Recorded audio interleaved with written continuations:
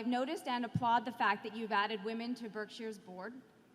But both the board and senior management at Berkshire still reflect the reality that in 2013, there are very few women holding the top jobs in corporate America.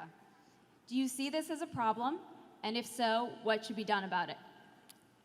Well, I do see it as a problem, and I've written an article in Fortune magazine, which if you go to fortune.com, I guess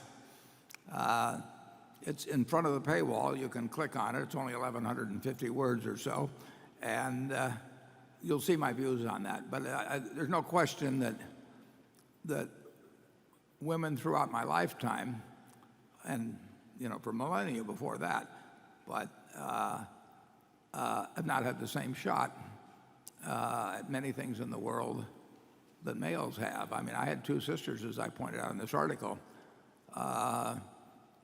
both here today, I believe, and a couple of years on each side of me, and absolutely as smart as I am, they more personable than I am.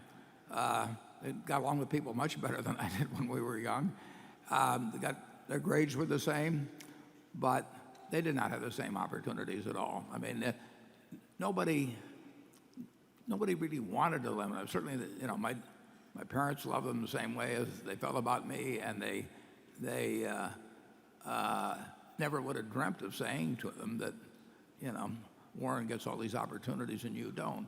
But it just existed, and all my teachers in grade school, every one of them was a female, and the reason they were females is because they only had a few occupations open to them. So as a result, I had way better teachers than I sort of deserved for the pay level that existed in it, but because all this talent was being compressed into a few areas.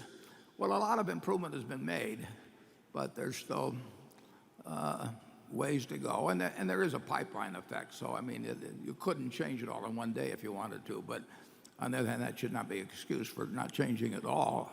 And then I also wrote about the fact that when people are placed in that position, they start believing it about themselves, so that they do not set their own objectives as high as their potential would indicate. And that's I use the example of Katharine Graham, who I knew quite well, and she was very, very intelligent. She was very high grade. She had all kinds of good qualities, but she had been told by a mother, and she'd been told by a husband, and she'd been told by society that women couldn't run businesses as well as men. And she knew it wasn't true, but she couldn't get rid of it. And she saw herself in this funhouse mirror, and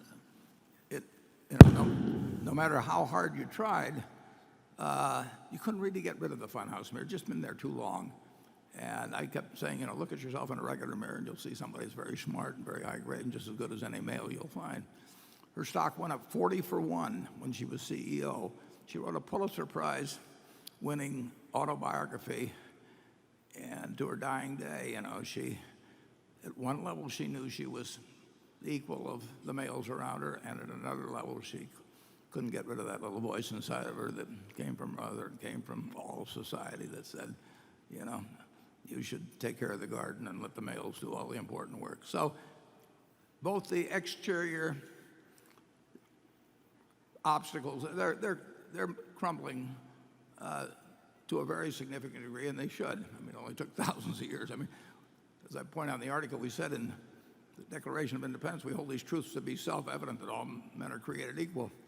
Well, they weren't so self-evident when they got around to writing the Constitution, and they used a bunch of male pronouns in describing the presidency in Article 2, or when they didn't get around to putting a female Supreme Court justice on until 1981. So the country has come a long way on it. It continues to move. It's moving in the right direction. But I hope it keeps moving and moving faster, and I hope that the females that are laboring under these beliefs that were told to them about themselves that aren't true get rid of the funhouse mirrors and get regular mirrors, and fortune.com. Thank you.